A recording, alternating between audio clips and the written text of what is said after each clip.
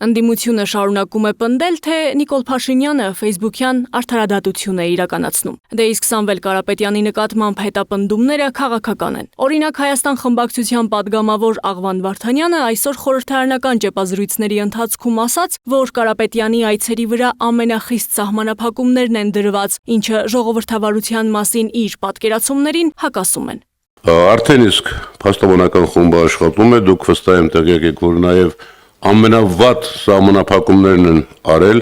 նույնիսկ падգամավորները իրավունք չունեն այցելելու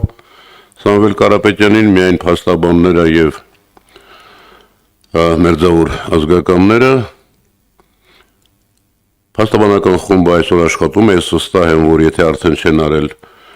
կներկայացնեն միջնորդագիր վերաքննիչ դատարան։ Փաստաբանական խումբը ես վստահ եմ կհամալրվի եւ իսկապես հայ եւ պրոֆեսիոնալ եւ ոչ միայն ենթադրում եմ փաստաբաններ կզբաղվեն գործով, իսկ ձեր նշած խնդիրները այսօրի ընթացքում բնականաբար կլինեն քննարկումների մեջ եւ շատ բան կախված է նաեւ իհարկե պարոն Կարապետյանի հետագա մոտեցումներից, հետագա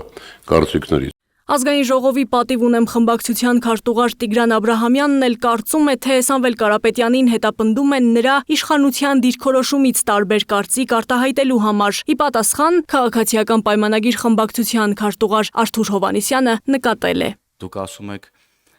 վարչապետը սպառնաց եւ Սամվել Կարապետյանի նկատմամբ քրեաիրավական գործողություններ տեղի ունեցան։ Ոչ,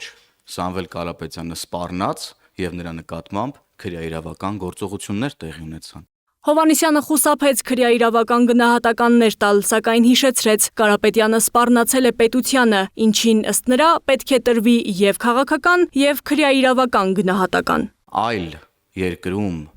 կենսական շահեր ունեցող մարդը գալիս է եւ տվյալ քաղաքական իրավիճակում, տվյալ կոնտեքստում հայտարարություն է անում օգտագործելով խմբակ եւ տարբեր այլ արտահայտություններ, ասելով, որ քաղաքական գործիքակազմը կամ քաղաքական գործիչները եթե չկարողանան, ասել է թե եթե քաղաքական գործիքակազմը չաշխատի, մենք ուրեմն մեր ձևերով կփորձենք հարցեր լուծել։ Սա ներողություն, Հայաստանի Հանրապետությունում ցույցը քաղաքական գործիքակազմ է, հարգելի լրագրող։ Ցույցը ներողություն, անջատեք ձեր խոսափողը, ես պատասխանեմ ձեր հարցին։ Ցույցերը, հանրահավաքները, անհնազանդությունները օրենքի սահմաններում եւ առանց սահմանադրական կարգը տապալելու process-ների եւ կոչերի, դրանք քաղաքական գործիքակազմեր են։ Այն ինչ որ ասել է Սամվել Կարապետյանը, բացարձակապես կապ չունի քաղաքական գործիքակազմի հետ եւ դրա մասին ինքը հայտարարում է իր բերանով։ Ասում է, եթե քաղաքական գործիչները չհաջողեն, մենք մեր ձևերով ուրեմն հարցերին կմիջամտեն կամ չգիտեմ արդեն այնտեղ ինչ ասել, բայց կոնտեքստը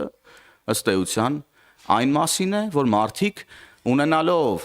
այլ երկրում կենսական շահեր գալիս են Հայաստանի Հանրապետություն եւ պետությանը սպառնում են, ինչից հետո բնականաբար պետքա գնահատական տրվի եւ քաղաքական եւ քրեա իրավական։ Եվ ինչպես այո իրավացիորեն պարոն վարչապետն ասել է, պետության համը պետքա մնա նրանց բերանում։ Եվ հիմա այդ process-ի մեջ ենք մենք գտնվում։ Քաղաքացիական պայմանագիր խմբակցության падգամավոր Վլադիմիր Վարդանյանն էլ պնդեց, պետության մեջ այլ պետություն գոյություն ունենալ չի կարող։ Մեր քաղաքացիները այն անձինք, ովքեր